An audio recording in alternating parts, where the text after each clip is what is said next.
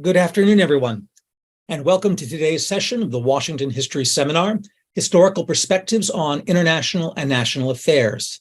This afternoon, we focus on a new book by Hussein Banai, Malcolm Byrne, and John Terman entitled Republics of Myth, National Narratives and the U.S.-Iran Conflict, published last spring by the Johns Hopkins University Press. Joining us this afternoon is one of the authors, Hussein Banai, along with discussants Tara Kangarlou and Dalia Dassa Kaye. I'm Eric Arnesen from the George Washington University, co-chair of the Washington History Seminar, here today along with my colleague and fellow co-chair, Christian Ostermann of the Woodrow Wilson Center. The Washington History Seminar is a collaborative and nonpartisan venture of the Wilson Center's History and Public Policy Program and the American Historical Association. And for over the past decade, the seminar has been meeting weekly in pre-COVID times, in person at the Wilson Center, and since the pandemic and post-pandemic, here in the virtual realm. Behind the scenes, we'd like to thank two people who make these seminars possible, Pete Bierstecker of the Wilson Center and Rachel Wheatley of the American Historical Association. And on the logistics front, please note, today's session is being recorded and can soon be found on our institution's respective websites. And looking ahead, when we get to the question and answer section of the webinar, we ask those of you with questions to use the raise hand function or the Q&A function on Zoom, and we will call on as many folks as we can. With those preliminaries out of the way, let me turn to our moderator, Christian Ostermann, who will introduce our speakers. Christian, welcome. Thanks, Eric. Warm welcome to all of you as well to the Washington History Seminar. Let me introduce our keynote speaker, our author, one of our authors today, Hussein Banai, who is Associate Professor of International Studies at the Hamilton Lugar School of Global and International Studies at Indiana University, Bloomington, an institution that's named after the former director of the Wilson Center, so we're Lee Hamilton, so especially delighted. Hussein is also a research affiliate at the Center for International Studies at MIT. He's the author of Hidden Liberalism, Burdened Visions of Progress in Modern Iran, and co-author of 2 volumes on US-Iran relations.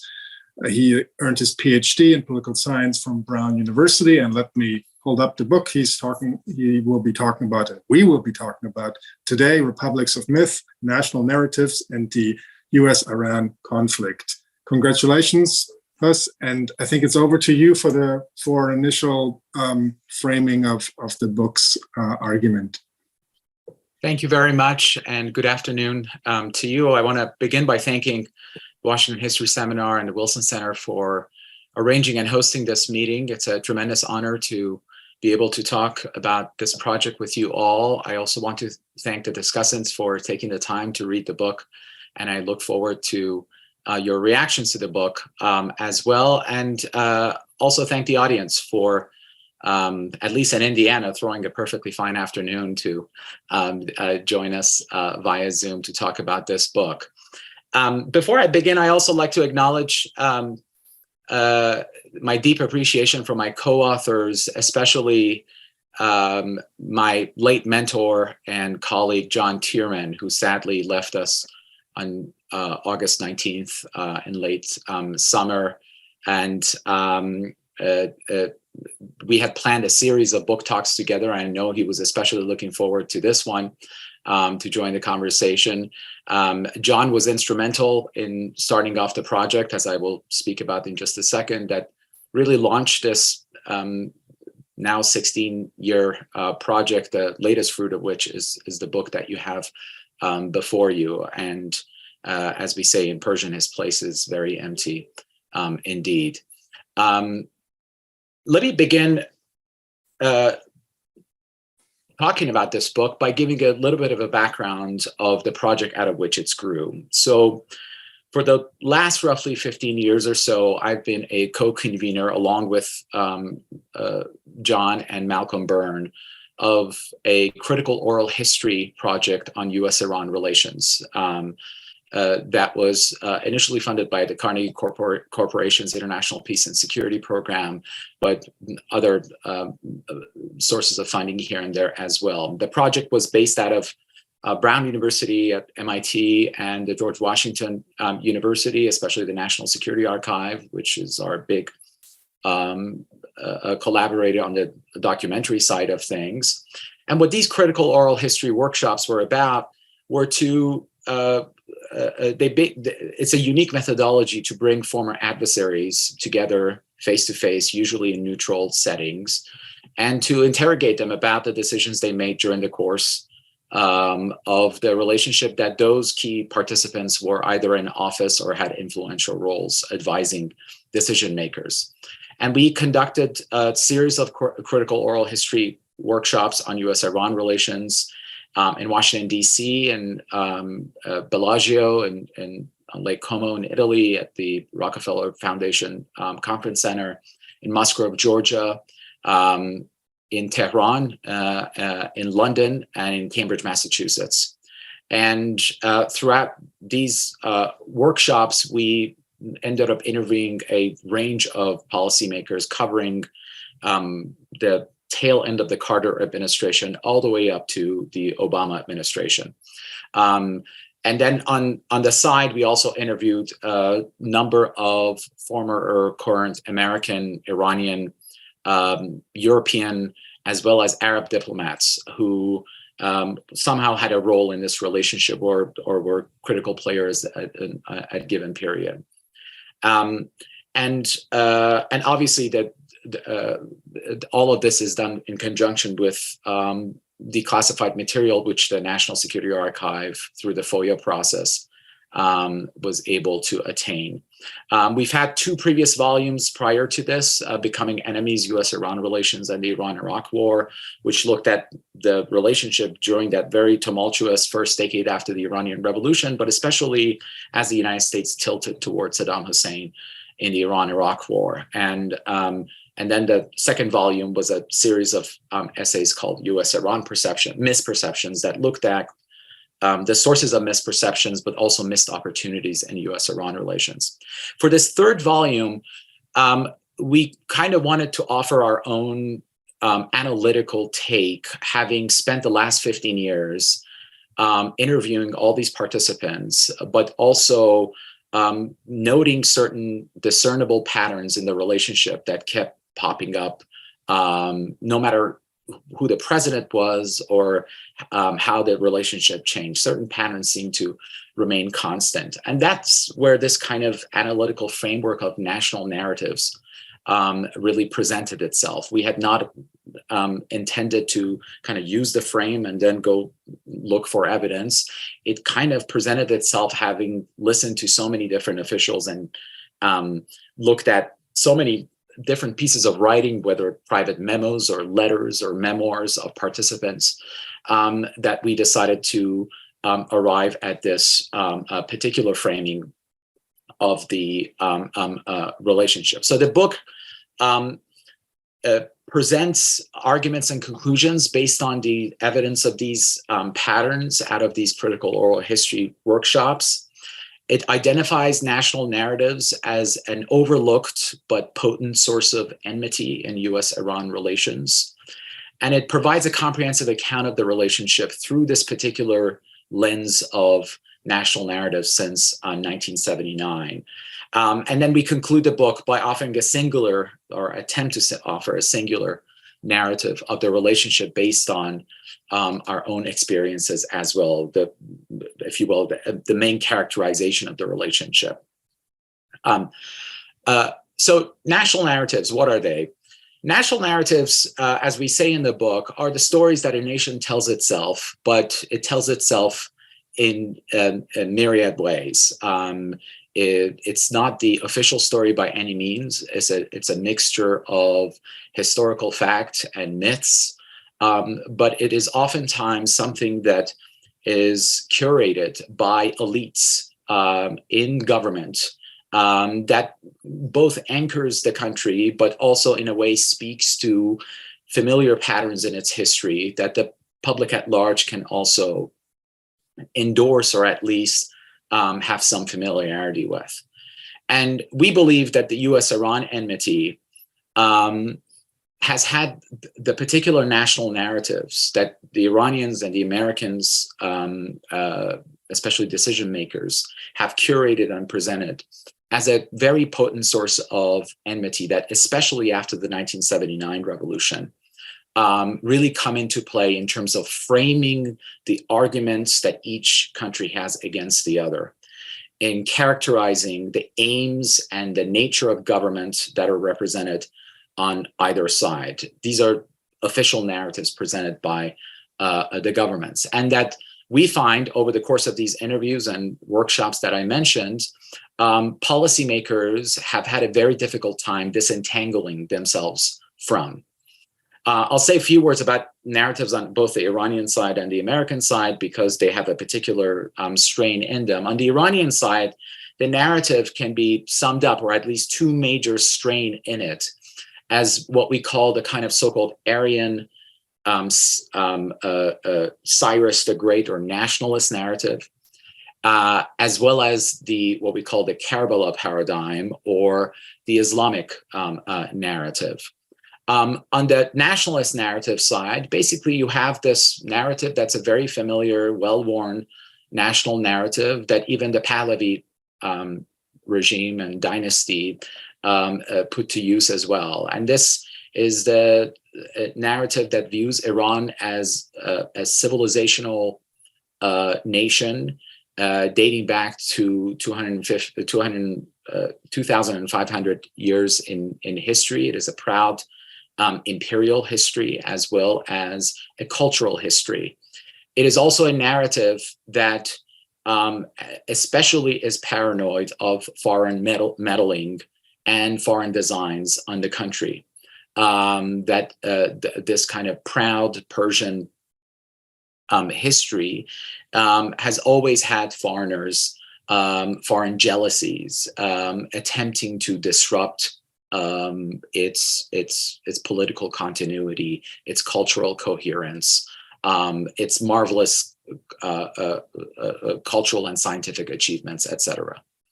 On the Islamic or Islamist narrative side of things, the Karbala paradigm is is a story of betrayal that links to the line of succession to the Prophet Muhammad, and especially the Shia line of succession, the betrayal of Imam Hussein, the valiant support of his 72 loyalists that fought despite the betrayals against them and were martyred in order to perpetuate this other legitimate line of succession that Shia Islam represents, but that is ever dynamic and mindful of a return of the hidden Imam Mahdi, the 12th Imam. So the Karbala paradigm, the martyrdom paradigm, is one in which the story of Iran is more than just a national entity. It is a kind of an eternal story of a betrayal and triumph, but a spiritual one that especially has in mind a kind of redemption at the end of it. And on the Iran side, basically what these kind of boil down to, especially in the minds of decision makers, these national narratives, is one of proud nationalism, but also a strong sense of victimhood, of a strong sense of possible betrayal, possible designs on Iran's future.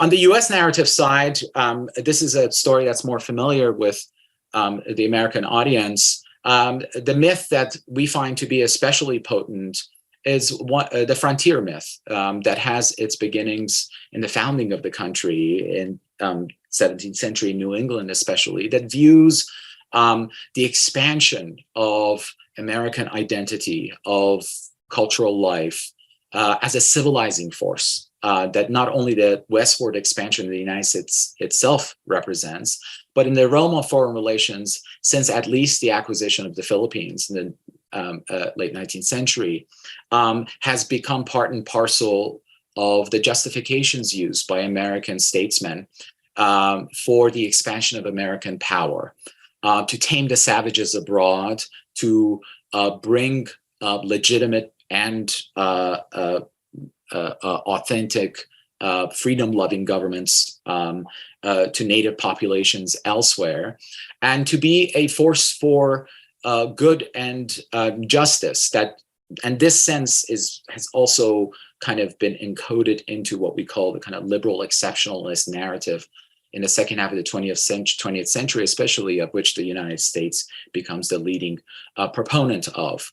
And what's fascinating about this narrative is that in the American policymakers' pronouncements, we time and again found subtle or very direct allusions to this particular strand of narrative, especially after the 1979 revolution in Iran. The violent and a very ugly and traumatic takeover of the American embassy, for instance, and what that represented in the popular American imagination, but especially policymakers' imaginations about this kind of very familiar mad mullah, savage-like behavior that really has characterized the Islamic regime in the minds of generations of American policymakers.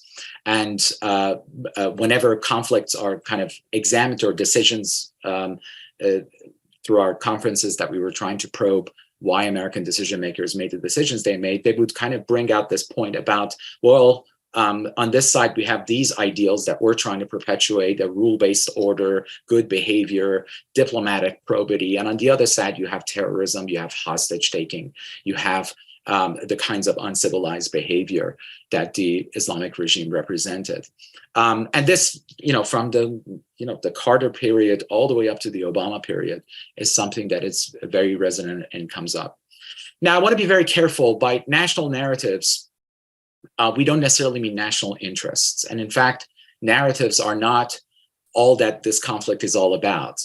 This conflict is also born out of serious material differences and confrontations between the two countries.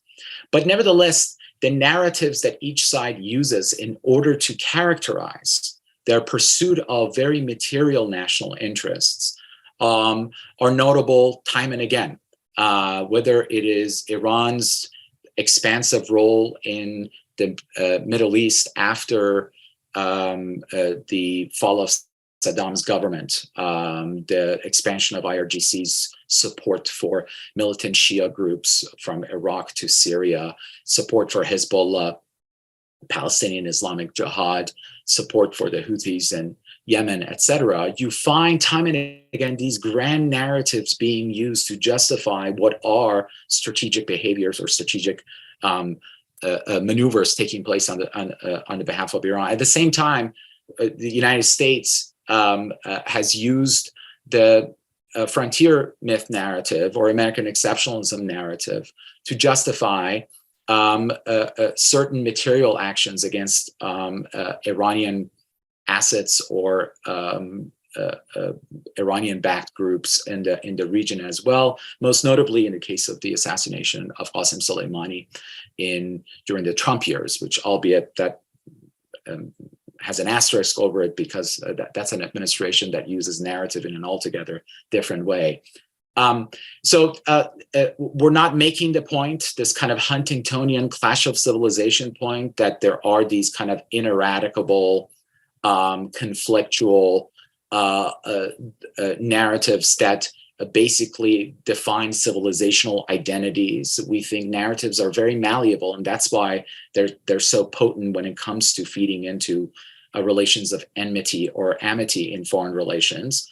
But nevertheless, material and ideational factors kind of mutually constitute each other in this relationship between Iran and the United States. In much of the book, we take the readers from the advent of the Islamic Republic all the way up to the Trump period. That's where we stop with the withdrawal from the JCPOA in the book. And we demonstrate how at each phase, which I like to break down in the case of Iran into four republics, the first republic being when the founder of Islamic Republic, Ayatollah Khomeini, was in power until 1989 when he died. The second republic being the Rafsanjani and Khatami period, which overlapped with George H.W. Bush and Bill Clinton period, which ended in the failure of reforms and the coming to power in the Third Republic of the nuclear era in US-Iran relationship after the Iraq invasion, which had Ahmadinejad, but also Rouhani on Iran and the presidency, and on the US side, the tail end of the Bush administration and the Obama period, and the Fourth Republic, which is the Raisi Trump period. Ebrahim Raisi, the current president of Iran, being the closest we've ever had in the office of president since probably when the supreme leader himself was the president of Iran, Ali Khamenei. The kind of Karbala paradigm drenched narrative identity of the Islamic Republic that we see today, and in the Trump period, and now spilling over into the Biden period, a very messy, dissonant understanding of what the American narrative might be going forward, especially vis-a-vis Iran. I'll just close by saying that in addition to these narratives and tracing them through these various different administrations, we provide in the book, as I mentioned, a singular narrative of the relationship, or a characterization of the relationship that we talk about in the last chapter of the book. And here we say that both Iran and the United States have purposely avoided engaging with each other in normal and constructive ways because of these narratives. Both countries consistently see each other in their national narrative terms and express those sentiments routinely in public media. For the United States, for Iran, America looms large and menacing, its primary adversary. For the United States, Iran is one of several challenges in the region, albeit a significant one, and one that plays a destabilizing role in the Middle East and in the Mediterranean region as well. Violence is a constant presence in the relationship. For the Islamic Republic is the violence of imperialists that are always visited upon the oppressed.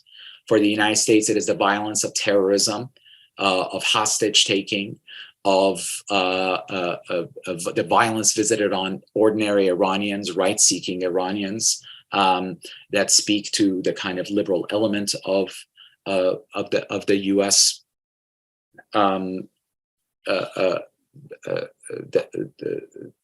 The U.S. national narrative itself. And there have been brief moments of opportunities in the relationship that have nevertheless gone nowhere because of the persistence of these narratives and the inability of either side at any given time to break free of them. And in fact, as we note in the book, the exceptions are not to prove the rule. In the case of the United States, the Obama administration coming in, trying to inject a new narrative, to deliberately going out of its way to renounce any interest in regime change, calling Iran by its official Islamic name, etc., and yet at the end ending up only focusing narrowly on an arms control agreement with Iran. And on the Iran side, similarly with the Rouhani administration, but the Khatami administration before it as well. Very limited room to go beyond those established narratives. One last thing I'll say, the role of spoilers, third-party spoilers in this relationship has been legion, precisely because these narratives enable third-party spoilers to remind either party, if they especially are encroaching upon the national interests of those countries, be it Saudi Arabia, Israel, various Persian Gulf states, Lebanese Hezbollah, Syria, Russia, to remind the respective leadership of this country of why they ought to keep up the narratives of grievance against the other side and not advance this relationship further. I'll leave it here. I'm sure that discussing will bring up other aspects of the point that will give me an opportunity to illuminate this discussion more. Thank you. Thanks very much. I think that was a terrific overview of the argument. I'm delighted now to welcome back to Wilson Center Forum our first discussant, Dr. Dalia Dassa Kaye. She's currently a senior fellow at UCLA's Berkeley Center for International Relations. In 2021, she was a visiting scholar with us at the Wilson Center in Washington. Dr. Kaye served as the director of the Center for Middle East Public Policy at RAND from 2012 to 2020, and as a senior political scientist at RAND since 2005. Before joining RAND, she lived in the Netherlands, where she was an international affairs fellow at the Dutch Foreign Ministry, a visiting professor at the University of Amsterdam, and a research scholar at the Netherlands Institute of International Studies. Dalia began her academic career as an assistant professor of political science and international affairs at GW. She's a life member of the Council on Foreign Relations, recipient of many awards and fellowships, and regularly appears in the media, including PBS NewsHour, BBC, CNN, MSNBC, and NPR. She publishes widely on international affairs and Middle East policy, and is the author of 2 books, Talking to the Enemy, Track to Diplomacy in the Middle East and South Asia, published in 2007, and Beyond the Handshake, Multilateral Cooperation in the Arab-Israeli Peace Process, published in 2001. She holds a BA, MA, and PhD in political science from the University of California, Berkeley. Welcome back, Dalia. The Zoom room is all yours.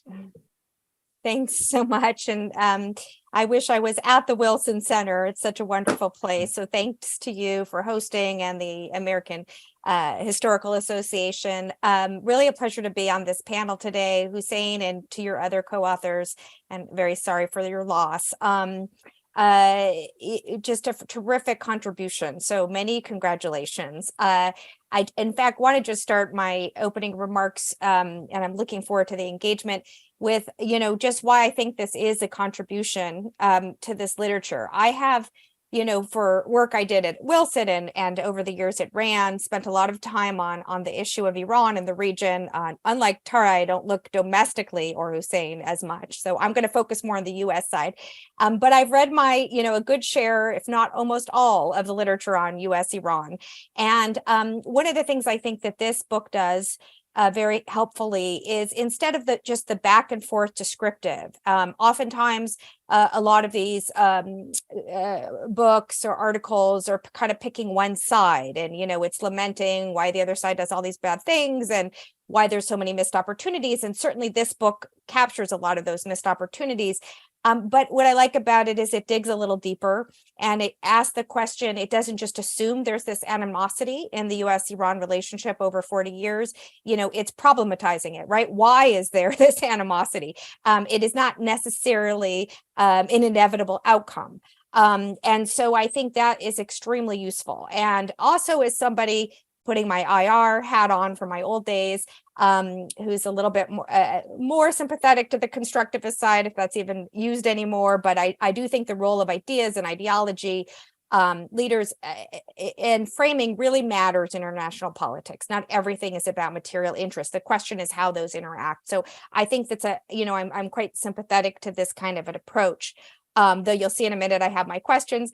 And the last thing I would say, for those who haven't read the book yet, that's very important. And I've used your earlier works too, the oral history works on Becoming Enemies, Malcolm's recent book with all the declassified documents, the GW archives. It's such a great resource. I use it myself regularly.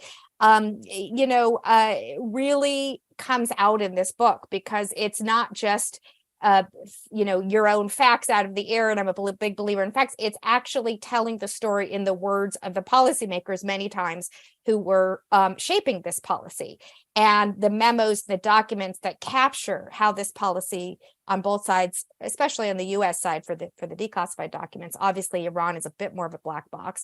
But it's very important to hear it from their side. So I very much appreciate that about the book. So the methodology, I think, used in this is really important contribution.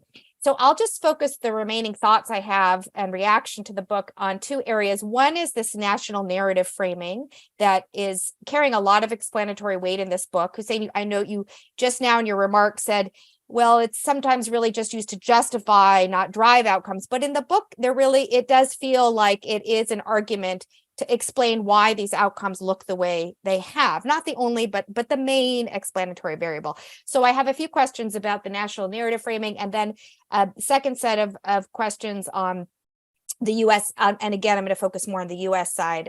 I'll leave others to focus on domestic Iran. But, a few questions on some of the historical junctures and kind of where you came out looking at the material for this book. So on the national narrative side, starting with that, one issue that I have with it, and it's a really fascinating way of looking at this, but I do wonder sometimes, where are the political leaders? You notice, in the agency here, because in your opening remarks, you talk about leaders curate the narrative. So I heard more agency in your opening remarks than I found in the book. And, because the narrative is based on historical narrative, and this may not, be true in your thinking, but it does come off as a bit static, right? You said it's malleable, but yet, at least on the American side, this frontier narrative is quite resilient, right? It has carried over historically over many years. And so I guess the question that I have is, when you look at a narrative as so static, this kind of frontier narrative, where is the role for political actors and the social discourse around those narratives? Because it's hard to believe they're just inherited without any debate, right? And in fact, and I've looked at internal American debates when it comes to Iran, and I'm digging into that even more lately. I agree with you and the book's premise, and that's why it's such an interesting puzzle, an interesting issue, that basically the U.S.-Iran relationship since the Islamic Republic's birth is pretty static. It's an interesting relationship, right? There's not as much change as one would expect, given the strategic shifts geopolitically and regionally. The U.S. has shifted course in other arenas. Why not here? It's an interesting puzzle.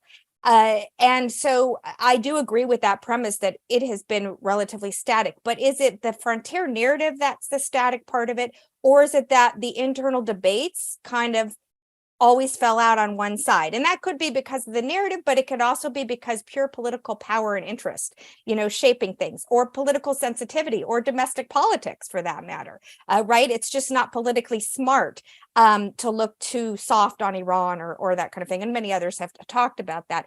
The other thing that I think about when I think about national narratives is, how does it help explain variation that we see? And the fact that we have seen different political leaders or officials, let's say, have these debates since 1979. Even from the Carter years, you had officials who were questioning, maybe, how can we engage the Islamic Republic? Even, to this day, maybe with the exception of the Trump era, but basically in every administration, there has been big internal debates about how to deal with this country of Iran. And people have come out differently. And some take that frontier narrative, the mad mullahs, we got to take that whole thing. And then there's others in the US government, especially in, I would say, there's always exceptions, but if you look more in the intel or defense, there are people who look at Iran and they say, well, they're doing all these horrible things, but there's a cost benefit analysis here, right? They're not irrational mad mullahs. It's making perfect sense why they're doing the bad things they're doing. We don't like it, and this is, undermining US interests and regional stability, but it makes a lot of sense, right? So there are people in every administration making, and the documents show this, making these arguments, and they usually lose. So is your argument the national narrative explained? So it just, the variation part confuses me a little bit of how we explain that. And the other, I don't know as much on the Iran side, but I've known more than I used to. And, you also can ask, in terms of the Iranian narrative, how does that explain why Iran has dealt with countries like, let's say, the UK differently than the United States? So even within the West, they have different relationships with external states, despite the, their own narrative of resistance and victimhood and so forth. And given the role that the 53 coup plays in their narrative so heavily, and given the US and UK were both involved in that. Why do we come out so differently there? So that's another question, focused on the variation. So my main point on the narratives, or the national narrative framing of this, is, I'm generally like it, but I am, concerned about how static it comes off, and that narratives are not necessarily fixed. And I just give a recent example, which I think you alluded to, Hussein, which is, now we have the Trump administration, we had Obama, Biden maybe is going back to the norm. But a good example of this whole frontier, narrative of the US and why it's not necessarily fixed, a lot of folks in Washington these days are talking about, and especially after the Iraq and Afghanistan wars, about, we don't want to tame the native, to use your language, tame the natives anymore. We're tired of this engagement with the world. We don't want to expand. America first, right? Pivot back. This is not our job. And you have the restrainer camp in Washington. This is kind of across the board, actually. Maybe it's not establishment thinking yet. But there are pretty large segments of the foreign policy community starting to talk and think this way. So is this an example of how narratives can change? So this long-rooted historical narrative of the American frontier, how deeply entrenched is that? Is it open for debate now, going forward? I will leave it for that. I think that's enough to put on the table on the national narratives, but I do like that you chose this kind of framing. I enjoyed it, but it does raise some questions. Then just to end with a couple of questions, and I'll go kind of chronologically, a few historical junctures when it comes to US policymaking on Iran. Starting with the Iran-Iraq war period, which is a fascinating decade. And again, if people haven't read it, I recommend your earlier work, Becoming Enemies. That oral history is just terrific. And like in that book, this book also puts a lot of weight into the illustrates the U.S. tilt toward Iraq in this conflict. Ultimately, it doesn't give as much attention to Iran-Contra, and I was wondering, I know there's debate about this, about the extent to which the U.S. outreach in the Reagan administration, including, our national security advisor flying to Tehran with the cake, and, people forget all this, but, was this just like, okay, it's to get the hostages released, or was there something serious? And was there actually a serious interest in a strategic realignment, even in that very early period? And in fact, recently I was looking back at some of President Reagan's speeches when Iran-Contra was revealed publicly. And it actually is remarkable to look at the kind of language he used in those days. He used language that no U.S. politician would use today about how there'll be no peace in the region without a different relationship with Iran, kind of cataloging why we need to have a different relationship with this country. Maybe it was just for show, but, I have talked to people who say this was, there was some serious interest in changing. And again, you see this in latter administrations as well, real interest in, if anybody could kind of solve this Iran challenge and reset things, that could really have a transformative impact on U.S. policy. So I'm just wondering, why that didn't get as much attention there, and where you come out on that issue of how serious or not serious that was.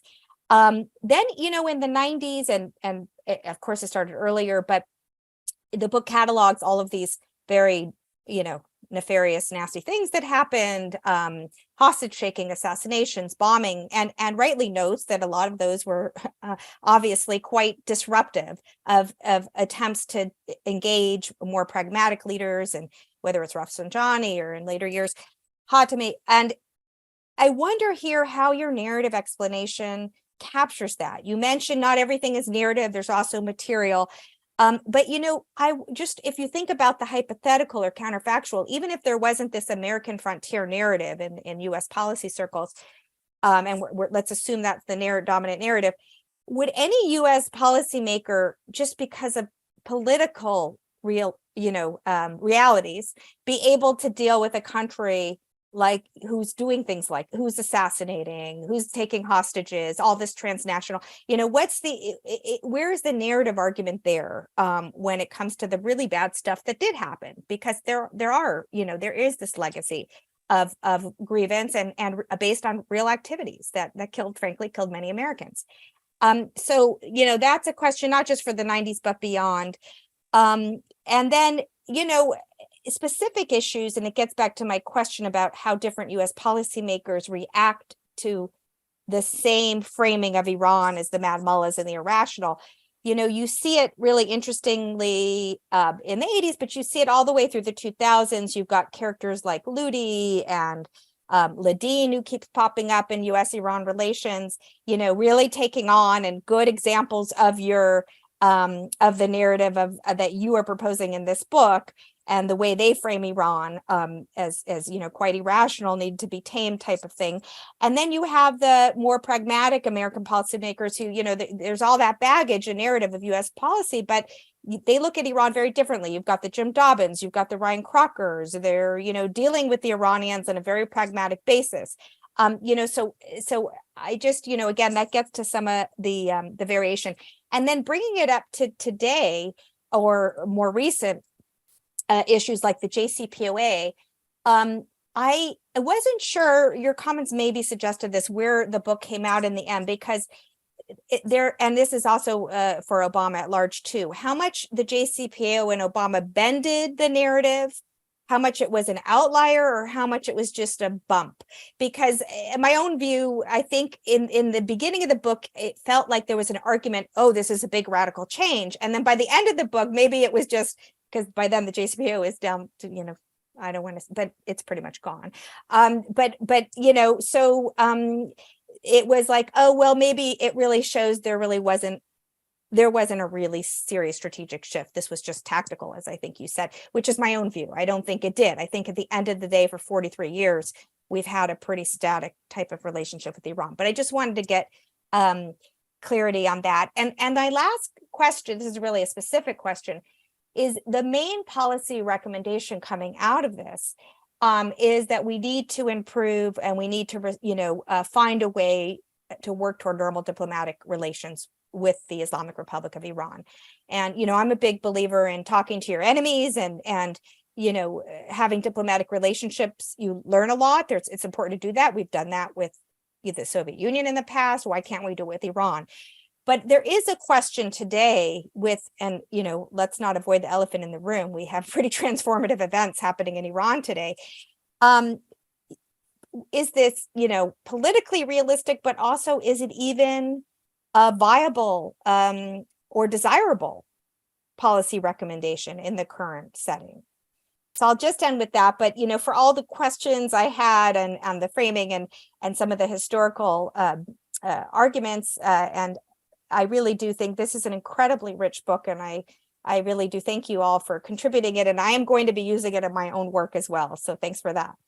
Thank you, Dalia, for these really thoughtful and penetrating questions. Let me turn to Hussein for an initial response to some of these questions, and I know Tara is waiting to add more to your plate, but just so we don't forget all of these good questions by the end of this, let's give you a chance to respond to some of them at least. Sure.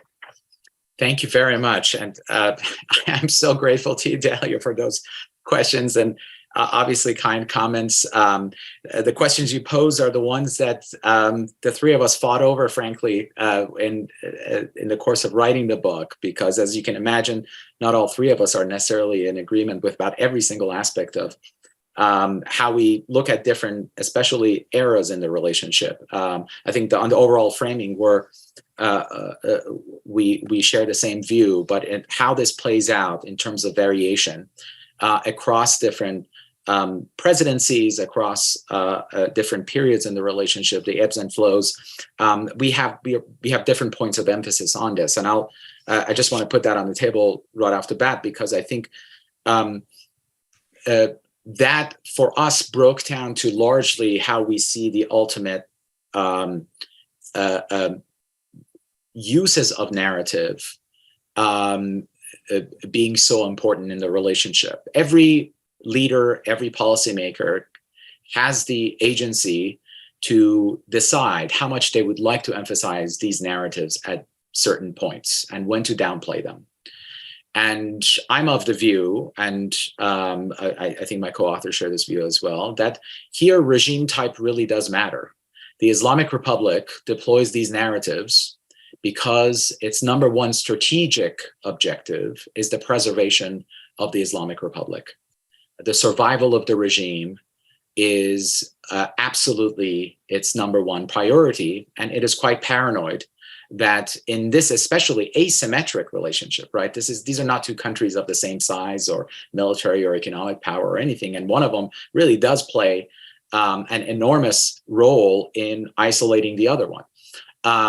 So the way that I explain variation is that in the case of the United States, the national narrative actually oftentimes acts as a crutch for policymakers not to necessarily take any drastic action or to push the relationship beyond something they're not prepared to deal with. The United States is constantly dealing with multiple crises globally. So, when Khomeini dies and there's this opening with Rafsanjani, and George H.W. Bush gives the inaugural remark that goodwill begets goodwill. If Iran helps with the release of hostages in southern Lebanon, then the United States will start to ease the pressure on Iran and maybe start to lift the isolation of Iran a little bit. And Rafsanjani responds, but then nothing comes of it. Why? Because the Soviet Union falls apart. And the Bush administration is so busy dealing with that they don't have time to all of a sudden reconsider Iran. So they continue on, and Iran just has to go as well. On the Iranian side, you have these similar variations. The Khatami period obviously is a taboo-breaking moment, right? You have the president give that CNN interview in 1996 to Christian Ostermann. There's the exchange of wrestlers, soccer teams, all these kinds of things happening. But it's very clear that Khatami is on a short leash, and he cannot ever kind of go beyond the red lines that Khamenei and other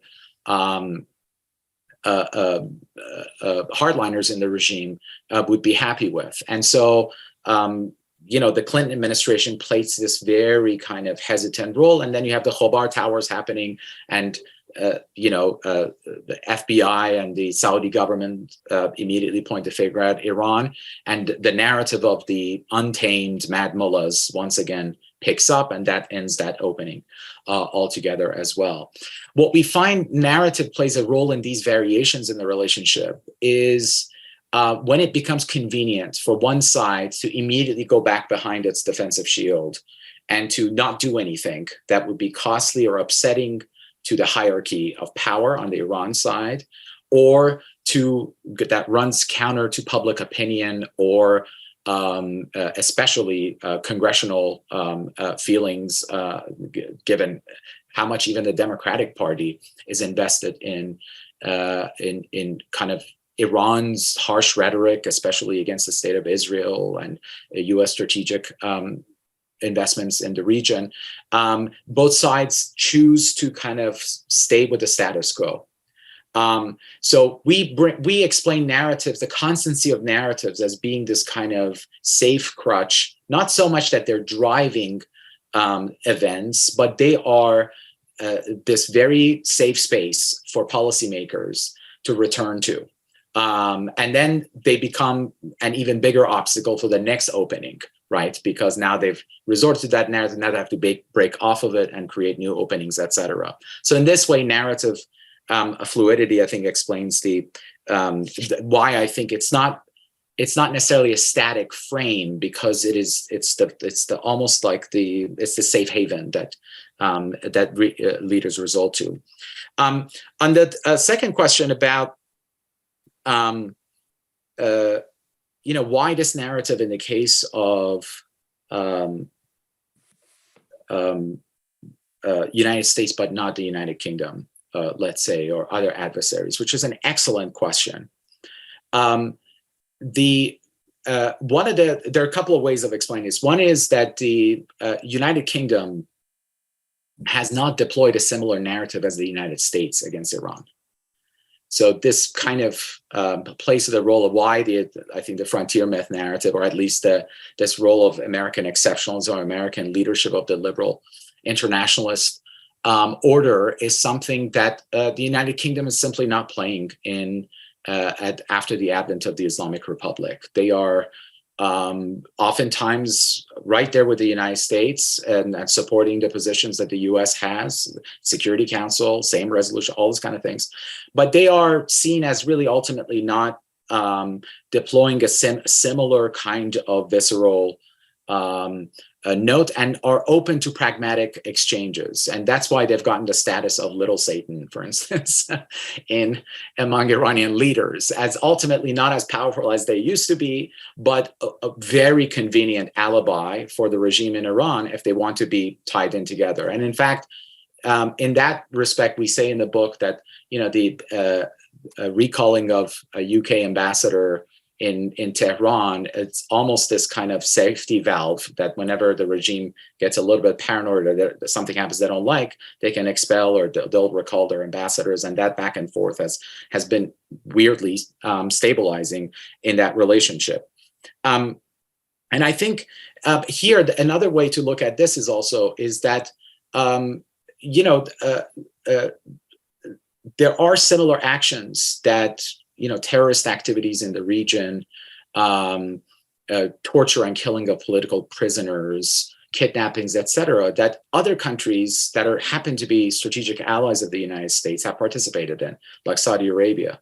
And the United States does not deploy a similar kind of reaction to either, because the narrative of those countries is obviously not that of the Islamic Republic against the United States. So that's where we see kind of those variations.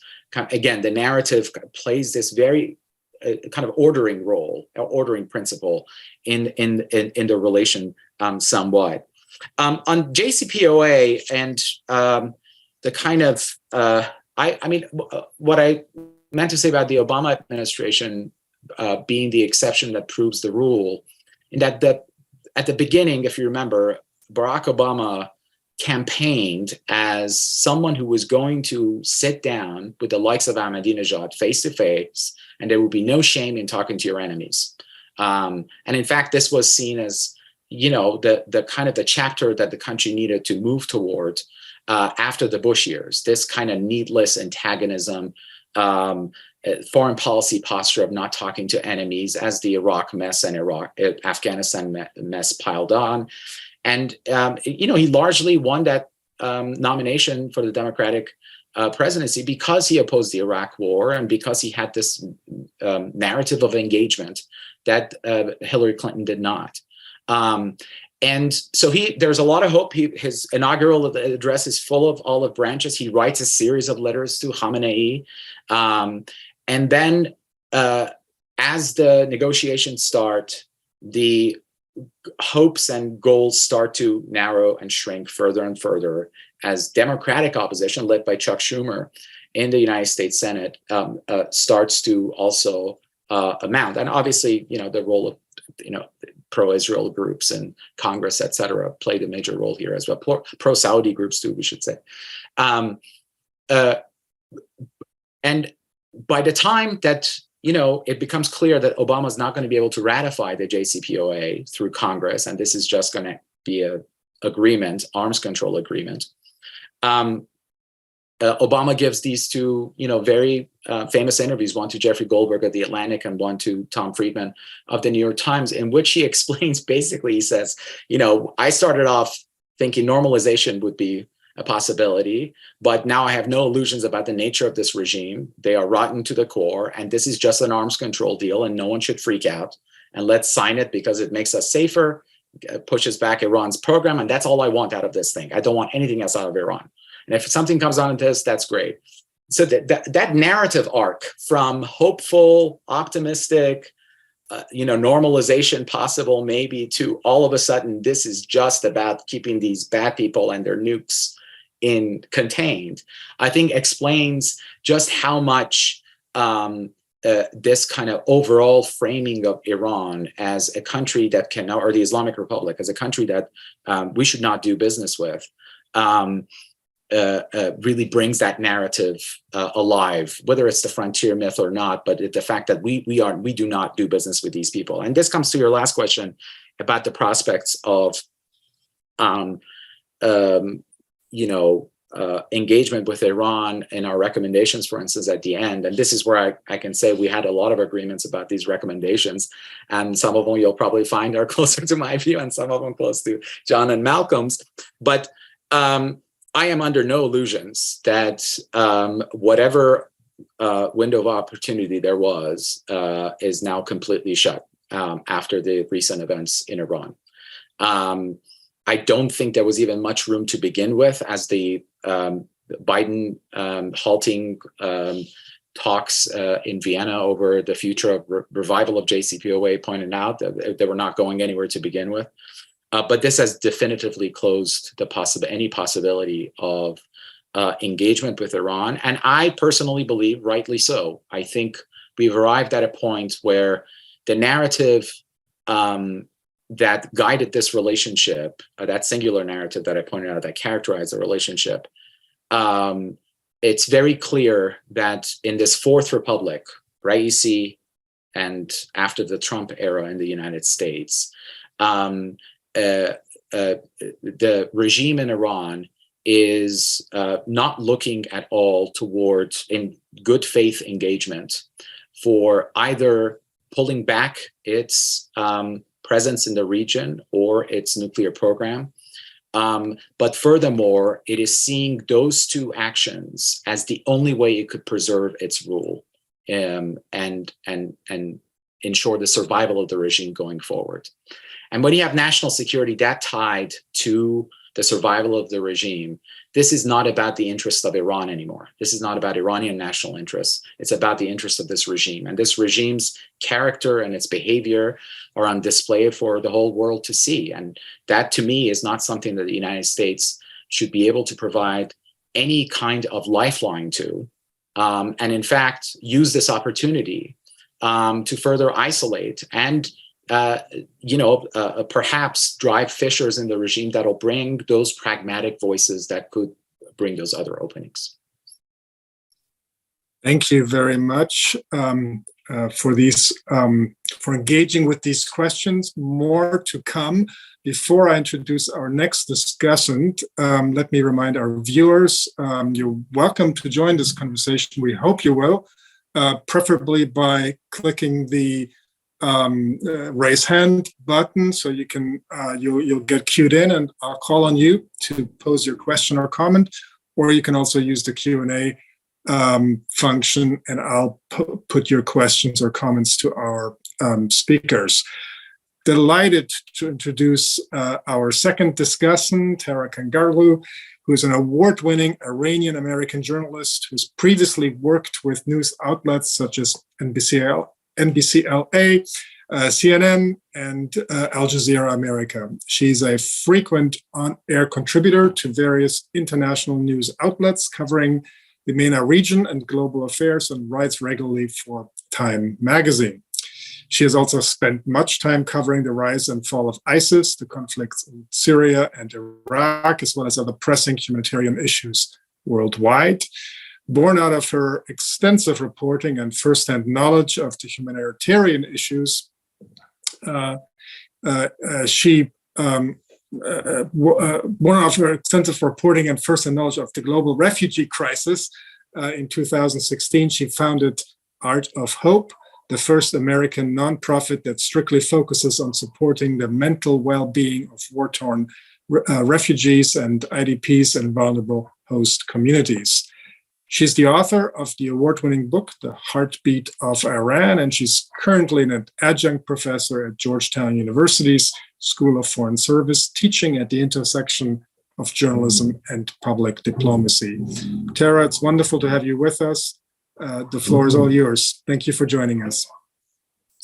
Thank you so much for having me, Christian, and to everyone for organizing the discussion. Hussein, many congratulations to you and your colleagues for this book, this very important literature that we now have at this critical time in history, really, and my condolences for the loss of Dr. Tierman. Now, I have a lot of questions that I hope I get to, and I'm going to go through them swiftly, as I'm being cognizant of time, but I am a bit going to focus on sort of the domestic narratives. And the first would be, again, the power of narrative, in fact, is something that I very much am focusing at present in my class. And I'm really glad that you're, this was the pillar of your book, because it provides that much needed nuance and context that we need in understanding perhaps the core and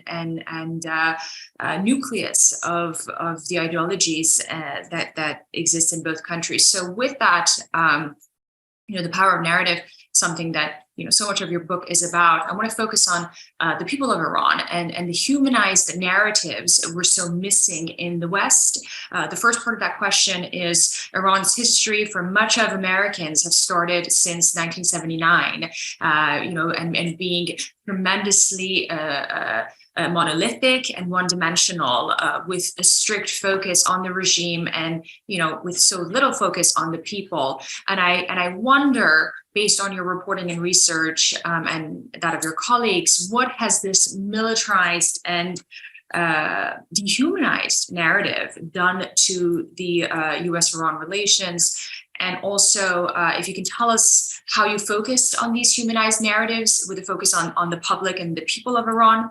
And if I may, another point that I'd love to get your thoughts on, perhaps more relevant now than ever, is that, when we're talking about 4 decades of U.S.-Iran relationship and in ways lack thereof, and the narratives that have contributed to this ongoing reality for years, this has in ways been based on the premise that there should be some form of relations. And these are the reasons why things have turned out, to be the way they have now. But there are so many in the West and also in Iran who inherently believe that any form of engagement with the government of Iran translates to legitimizing their existence and their premise. And this is something that, again, so many people, especially now, have an issue with. And I wonder if you can tell us about that and share your thoughts on this. And if I may, I also love for you to talk about the Iranian regime's ideology and domestic narrative, in a sense that in their efforts to foster and harbor, this brainwashed loyalist revolutionaries, which I've written on recently, actually, for Time magazine, has been embedded in this narrative of martyrdom and victim mentality, and that is something that exists in this insular pocket of revolutionaries in Iran who are incredibly powerful. However, it does not necessarily exist and it really doesn't, in the minds of the mass population. I mean, we're talking about a country of 83 million individuals. And of that 83 individuals, the diehard revolutionaries perhaps make up, 10 million of the population, and perhaps less, even, closer to 8. But the masses don't share this ideology of martyrdom and victim mentality and so on. And I do wonder what your thoughts are on that. And I'm going to add, however, what does exist in both sectors, meaning the revolutionaries as well as the mass public, is their suspicion of foreigners and foreign influence and so on. And historically, that has been true. And I wonder if you can speak to these parallel and at times conflicting narratives. And last, again, I'm being cognizant of time, and I want to hear your thoughts on all these issues. Is I do want to talk about Israel, and I would love it if you can please speak a bit to the role of Israel in all of this. In ways one can think that if the United States, U.S.-Iran issues are resolved, Israel will be perhaps left alone in its crusade against Iran. And I wonder what that fight would even look like. How much does the United States will to engage with Iran depends on Israel's willingness. And again, we're at a very particular time, at a very sensitive time, that would in many ways be defining of many decades to come. But I think with the context of what you discussed in your book, this is certainly an important point to unpack. I am going to leave it there. I know I raised a few points and questions, and I look forward to hearing your thoughts. Thanks so much, Tara. Thanks very much. Hussein, over to you. Yeah, thank you very much, Tara. I'm grateful for those comments, and I'm grateful to your work that I read assiduously, and I've benefited from a lot. So this is a particular privilege to have you comment on the book. Those are excellent questions, and I'm starting with the first one about how much the kind of monolithic narrative presented by the regime has skewed the relationship or skewed Iranian society's perception for Western audiences and especially policymakers. This was one of the most kind of difficult series of workshops for me to sit through, the first three that we had on the US-Iran relations during the Iran-Iraq war, because the generation of US policymakers who were in the Reagan administration at that point had all basically formed very monolithic perspectives of Iranian society after the revolution, as not only being anti-American, but also one with Khomeini's vision of an Islamic government. And it was so clear and really bracing to read a lot of the memos in the Defense Department or between higher ups in the State Department, in the White House, just how prevalent these impressions were of the public. And in fact, the first kind of series of interviews we had was to kind of probe and push these policymakers. Why did they hold on to these views when, mere months before they were thinking the very opposite when the Shah was still in power? And their explanation was really one of born out of kind of trauma of the hostage taking and embassy takeover. They all kind of really firmly believed that this could only happen in a country where there is kind of unanimity about this kind of action. And the fact that there was no public outcry against it, and we had to remind them there was outcry even within the government. The government resigned inside Iran because of this action of Mehdi Bazargan, the interim government there.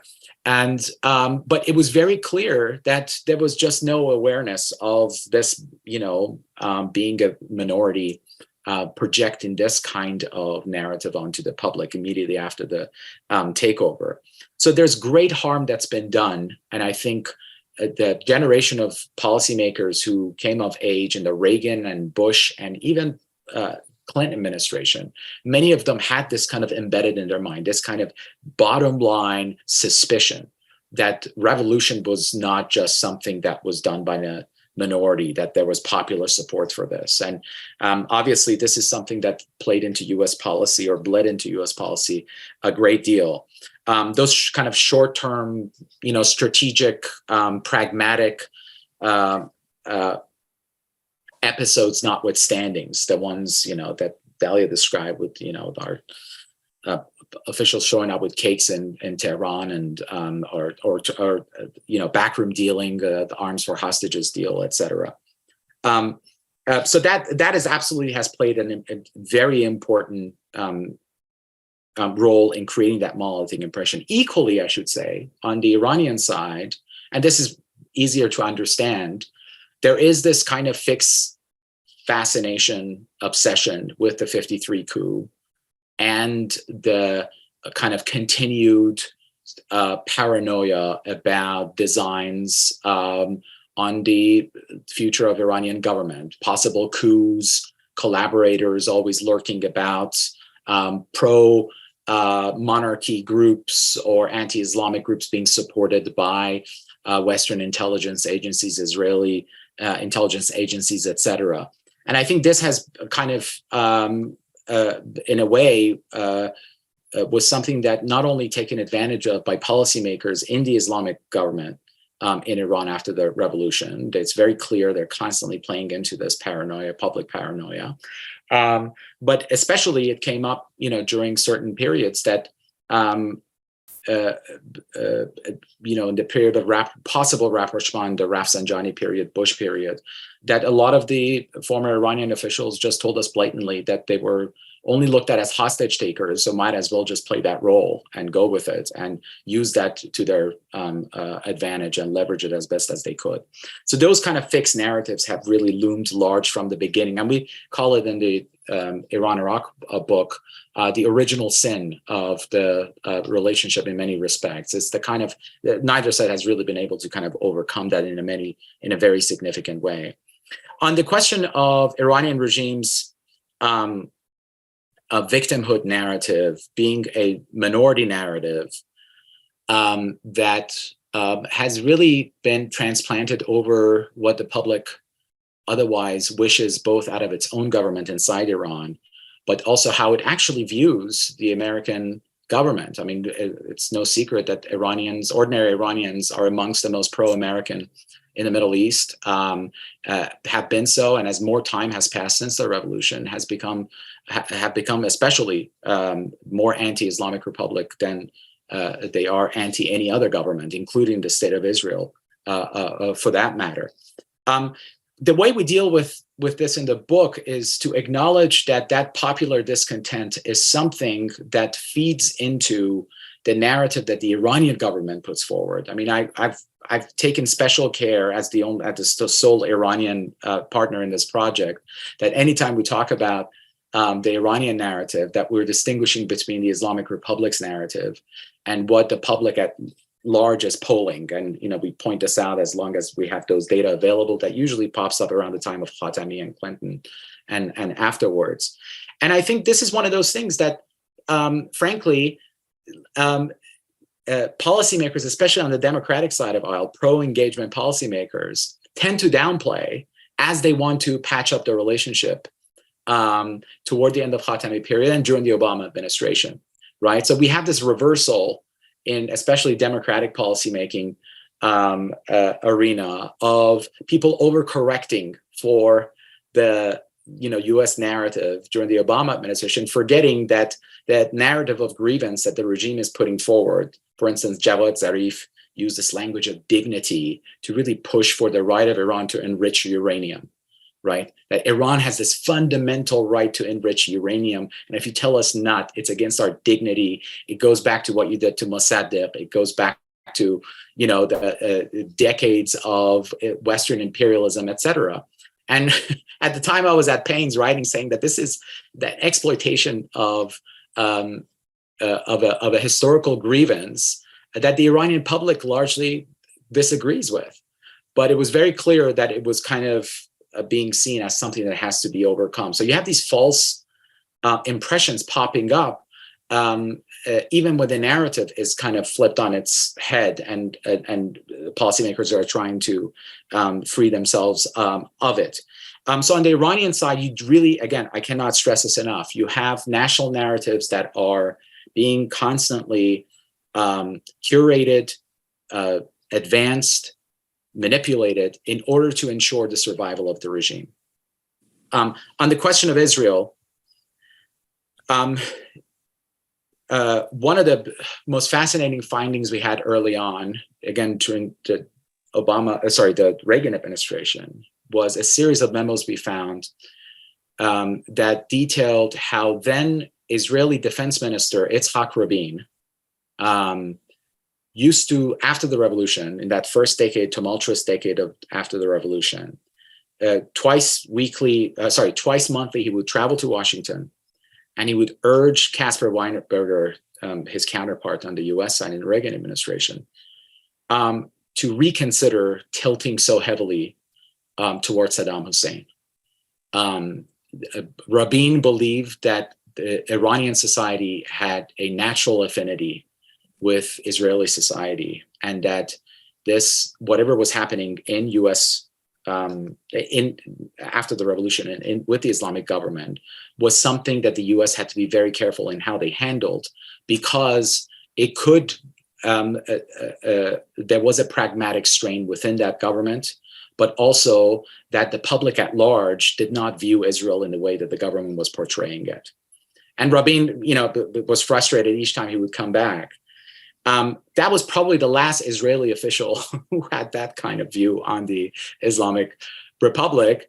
it's very clear that Israeli officials, from the time when the MEK, the Mujahideen Khalq opposition group, makes or leaks documents that show the military dimension of Iran's nuclear program, that Israel basically starts to only focus on the nuclear program, and that and they're still hawk-eyed focus on that. And to the extent that successive Likud and conservative governments, and even kind of middle-of-the-road governments in Israel, have rethought any aspect of U.S.-Iran relations or any other countries in the region, is to make sure that Iran's aims are clear to them, that their military and offensive capabilities are very clear. And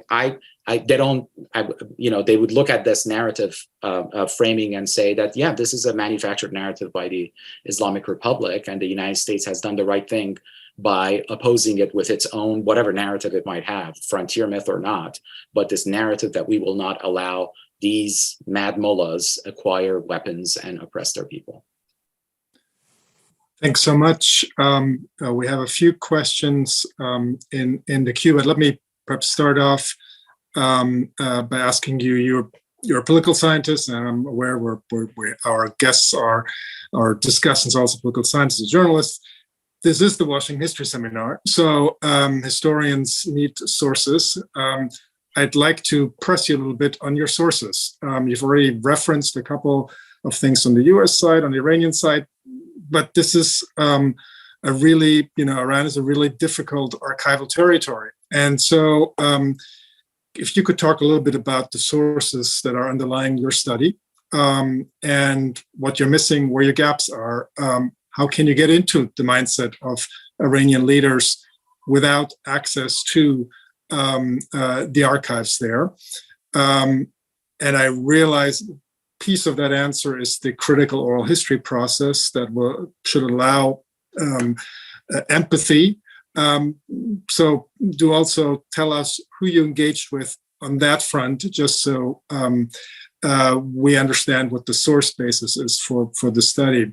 And secondly, again, sort of wearing my historian's hat, this is not the first book on U.S.-Iranian, on the history of U.S.-Iran relations. How do you see the historiographical intervention that your book really presents? How does it line up with some of the earlier work by historians and other scholars on the relationship? Thank you.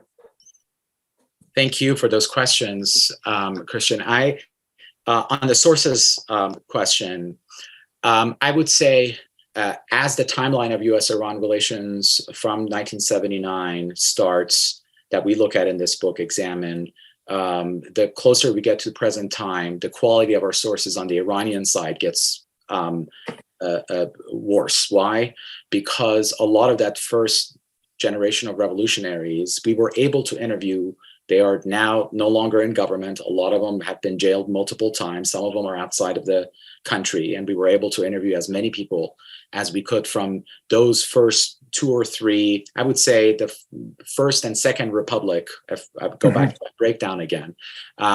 We managed to get a very decent sample size of former policymakers or people who were in the foreign ministry, some who were former members of the Revolutionary Guards, even in high command posts, for instance, Mohsen Sazgara, for instance. And we also had an American group of scholars travel to Tehran twice to interview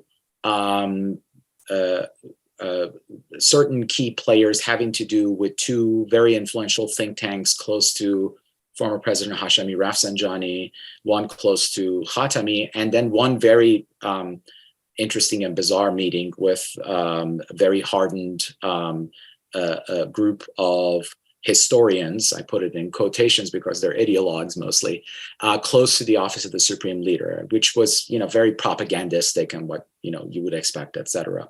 In addition to these, we've tried to supplement our deficits on the Iranian side by translating troves of memoirs, interviews in Iranian media, Persian-speaking media with officials, oral histories of those of certain administrations that are available. Iranians regularly publish oral histories of their own, but we've had to translate them. We don't have anywhere near the kind of quality of documentation when it comes to declassified material on the Iranian side. And frankly, that was less of a hurdle because the policy process in Iran is unlike that of the United States. It is not formalized. It's not like many of these documents exist to begin with. The joke that we used to have at the time when we were trying to kind of wade our way through the complex maze of Iranian policy making was that, in the United States, offices remain the same, people change. In Iran, people remain the same, offices change. So you have the same person who's had 50 different posts. A new office is created, after every 5 years or so, and a lot of this stuff just absolutely doesn't have much documentation. The best documentation is on logistical things, what the Revolutionary Guards, how many troops that were asking, budgetary matters, etc.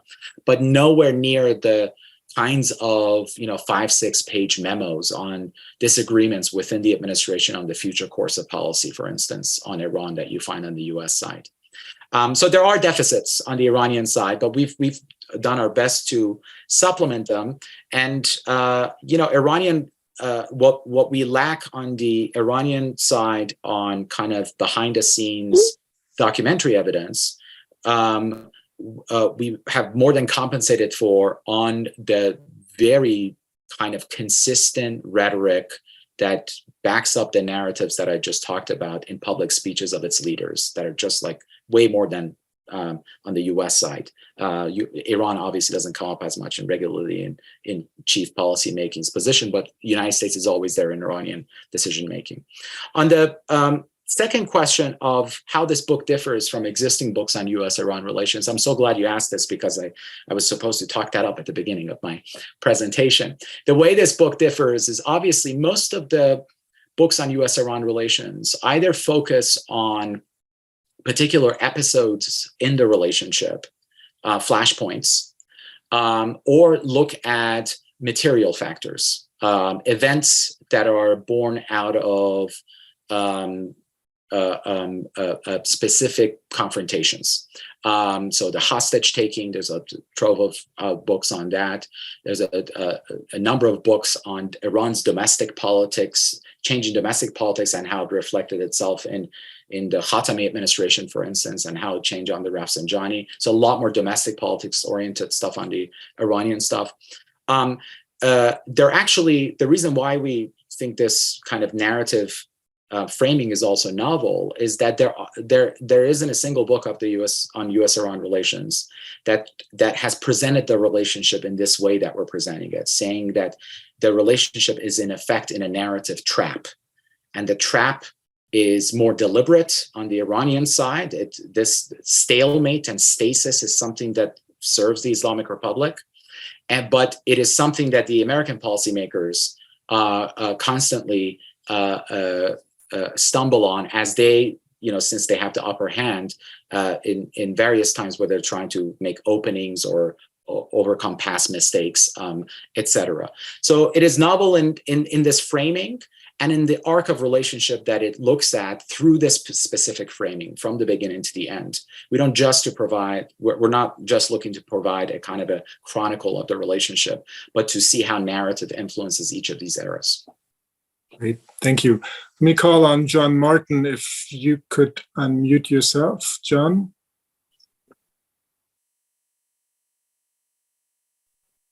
There you go. There we go. Thank you, Christian. Fascinating book, very valuable book. Real quick question. Introduce yourself, John. I'm a retired network television journalist. I worked all in the 70s through the 90s.